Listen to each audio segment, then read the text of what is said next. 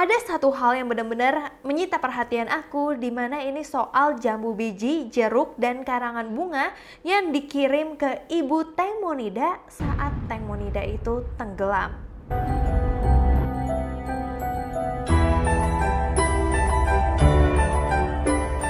Halo guys, welcome back to my channel. Perkenalkan, nama aku Syera Antoinette, dan hari ini kita akan kembali mengupas kasus dari Teng Monida. Seperti yang aku bilang, makin hari itu semakin ada aja kejanggalan-kejanggalan dan semakin bukti-buktinya tuh kayak hah kok gini, hah kok gitu guys. So, tanpa berlama-lama kita langsung aja lanjut ke pembahasan yang pertama. Pembahasan yang pertama yang aku pingin banget share ke kalian yaitu soal Ibu Panida yang merupakan ibu dari Teng Monida.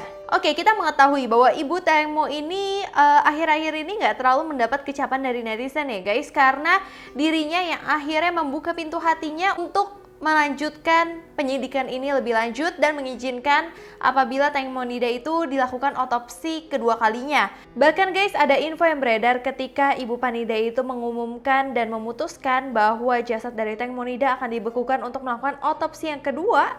Kata dari kakaknya Teng Monida tuh langsung datang ke mimpi kakaknya, seolah-olah Teng Monida itu kayak berterima kasih atas apa yang ibunya lakukan sehingga keadilan dia masih bisa ditegakkan sampai sekarang ini. Banyak yang bertanya juga, kenapa sih harus diotopsi lagi? Aku bakal kasih tahu kalian, otopsi yang pertama tuh hasilnya kayak gimana yang bikin banyak netizen, apalagi netizen Thailand itu kesel banget guys. Yang pertama, saat jenazah Teng Monida baru ditemukan di dalam perjalanan, tiba-tiba jenazahnya itu langsung lagi di perjalanan nih, terus langsung dirujuk untuk ke rumah sakit yang di polisi aja. Itu beberapa orang doang yang masih curiga karena pikir ya udahlah, mau diotopsi biasa. Tetapi setelah sudah diotopsi di rumah sakit yang pertama ini, ditemukan bahwa hasil otopsinya benar-benar fishy banget, benar-benar mencurigakan banget. Yang pertama, hasil otopsi menyatakan bahwa kasus dari Teng Monida ini adalah kecelakaan, bukan sesuatu yang ada kekerasannya atau sesuatu perencanaan. Terus saksi juga melihat saat mengevakuasi mayat dari Teng Monida pertama kali, saksi udah melihat nih kalau misalkan gigi Teng Monida tuh ada yang hilang, ada yang rusak, dan saksi itu juga menunggu keterangan dari hasil otopsi kalau misalkan memang ada gigi yang rusak seperti itu. Tapi ternyata mereka menunggu hasil otopsinya tidak ada keterangan kalau misalkan gigi Teng Mo itu rusak. Bahkan tidak ada yang hilang, tidak ada yang rusak. Hasil otopsinya tuh benar-benar kayak kesannya clean banget gitu, kayak nggak ada apa-apa gitu. Tapi pada bilang nih netizen, nggak mungkin lah nggak ada kekerasan sama sekali. Orang jenazah Teng Mo itu ada biru-biru kok, kayak orang digebukin kayak gitu. Tapi hasil otopsi mengatakan bahwa Teng Monida itu jenazahnya biru-biru dikarenakan kotoran-kotoran yang ada di sungai Chao Phraya. Netizen Thailand itu benar-benar kesel banget, murka banget. Kayak kok bisa ya, karena kotoran bisa biru-birunya itu benar-benar kayak digebukin, kan nggak mungkin. Apalagi luka dari teman-teman Teng Mo yang mana lukanya itu ada semua tuh, mereka udah punya luka semua. Masa sih? Dicek katanya luka itu didapati sebelum kejadian dari Teng Mo tenggelam.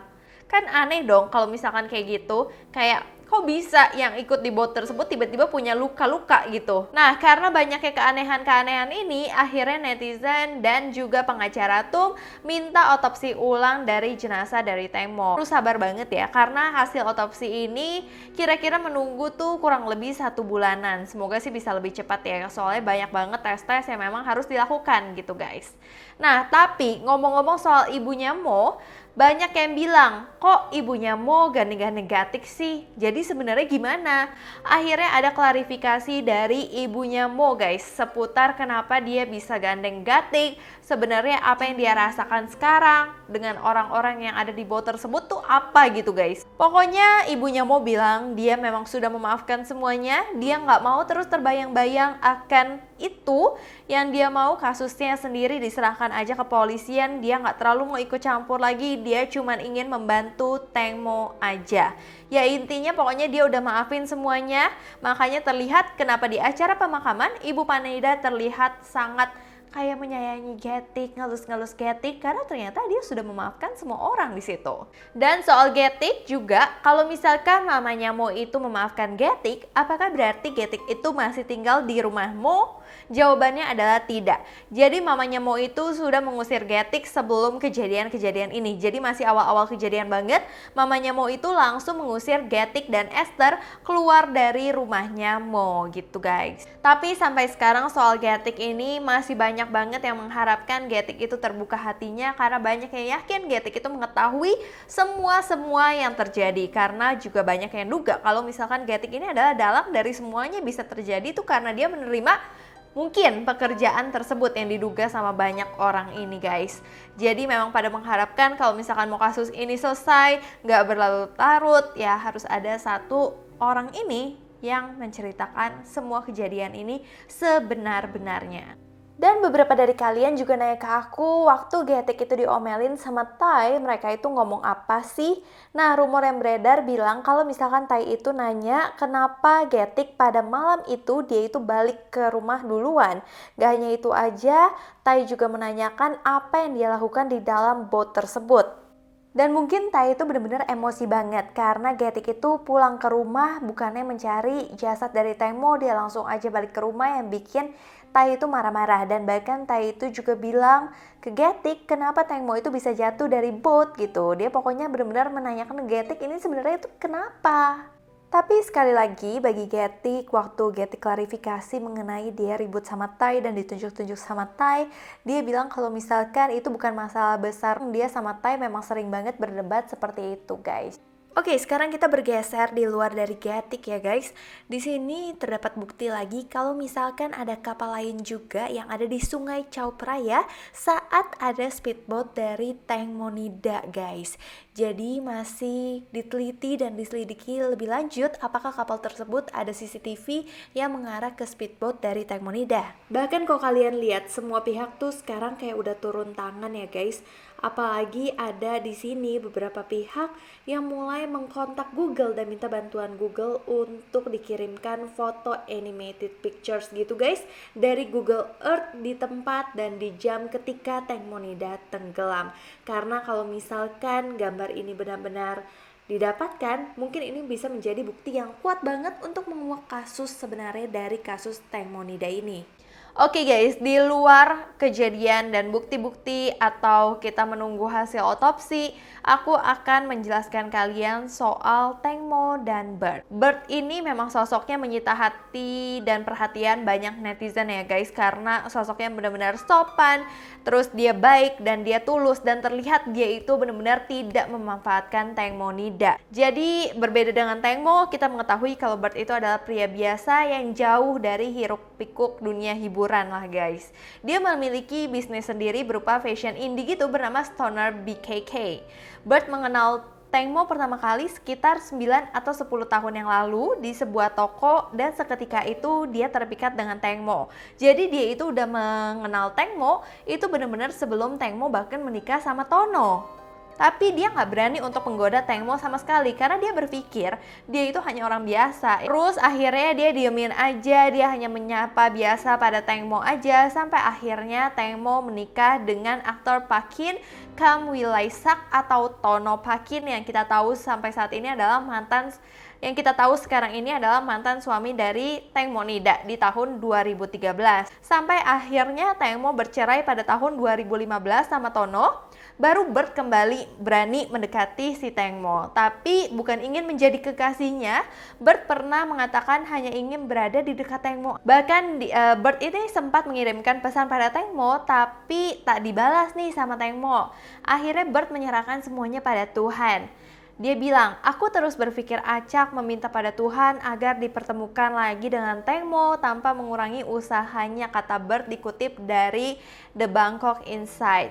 Sampai beberapa bulan setelah itu, Bert itu mengetahui nih kalau misalkan Tengmo itu sempat sakit kan. Nah, Bert akhirnya beli susu kedelai dan meninggalkannya di depan rumah Tengmo. Keteguhan usaha Bert ini kemudian pastinya menyentuh hati Tengmonida ya, kayak kok ada ya cowok kayak gini. Aku pun pas denger cerita ini kayak ya ampun tulus banget ini orang gitu guys. Dan akhirnya Tengmo itu mulai membuka hati untuk Bert karena usaha dari Bert ini yang luar biasa dan mereka menjadi sepasang kekasih. Pas udah menjadi sepasang kekasih aja, Bert itu benar-benar tidak mengambil keuntungan sama sekali dari popularitas Tengmo. Bahkan kalau misalkan dia post foto Tengmo, dia tuh nggak berani tag sama sekali karena dia kayak menyadari aku kan orang biasa, aku nggak enak, aku malu kalau misalkan harus nge-tag Tengmo gitu. Bahkan akhirnya Bert baru nge-tag Tengmo, dia lakukan itu setelah Tengmo meninggal karena dia ingat Tengmo ini selalu ingin dia itu men-tag Tengmo di foto yang ada di Instagram yang diupload oleh Bert. Next, di luar soal Bert dan Tengmo, di sini aku mau jelasin kalian tentang hal-hal mistis yang lagi heboh juga nih guys. Mungkin hal-hal mistis tuh banyak banget, tapi ya percaya dan nggak percaya juga ya, karena ini kan bukan berdasarkan benar-benar data yang valid gitu guys. Pertama, hal-hal mistis yang udah aku bahas ke kalian soal cincin dari Bert ke Tengmo Nida yang bergerak sendiri. Terus juga soal kucing Tengmo yang selalu menghadap ke arah tangga seolah-olah ada Tengmo di situ, dan juga anak angkat dari Tengmo yang merupakan anak dari Getik yaitu Esther yang seringkali melihat arwah dari Tengmo menangis di depan toilet.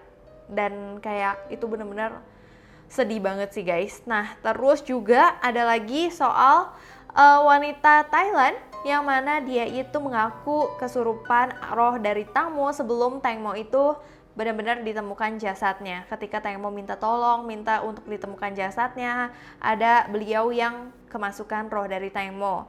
Nah, itu semua udah aku bahas ya guys. Nah, sekarang aku ada hal mistis lagi yang belum aku bahas dan ini sangat menyita perhatian aku ya guys. Ada satu hal yang benar-benar menyita perhatian aku, di mana ini soal jambu biji, jeruk, dan karangan bunga yang dikirim ke ibu Tengmo Nida saat Tengmo Nida itu tenggelam. Dalam proses pencarian jasad Tengmo Nida, ada nih rumor yang bilang ada proses mistis di mana ibu dari Tengmo Nida yaitu Ibu Panida mendapatkan bingkisan yang berisi jeruk, jambu biji, dan sebuah karangan bunga yang aku sebutin tadi. Dalam bungkusannya tersebut terdapat secarik surat bertuliskan, jika Anda membuang karangan bunga di tempat seperti di surat ini, Anda akan menemukan tubuh dari Tengmo. Orang yang mengirim bingkisan tersebut mengatakan jika dia itu adalah pengikut dewa bukan iblis menurut legenda Thailand gitu guys. Jadi tapi kayaknya tidak dilakukan ya oleh Ibu Panida, tapi dia mengaku kalau misalkan orang tersebut nih yang mengirim karangan bunga, jambu biji, dan jeruk, dia mengaku dia mencium ada bau artis ini saat menyeberang jembatan di dekat artis cantik Tengmo Nida terjatuh. Dan ternyata benar aja ya guys, sebelum jenazah dari Tengmo Nida itu ditemukan, memang dari wanita yang kerasukan roh dari Tengmo Nida itu juga bilang kalau misalkan Tengmo ada di bawah jembatan, dan juga yang mengirimkan karangan bunga ini bilang kalau misalkan mencium ada bau artis saat menyeberangi jembatan.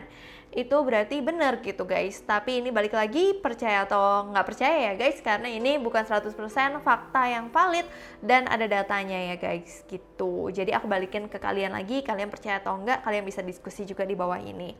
So, terima kasih guys udah nonton video ini sampai habis. Inilah beberapa rangkuman yang udah aku rangkum mengenai bukti-bukti, dugaan-dugaan yang ada dari kasus Tengmo Nida.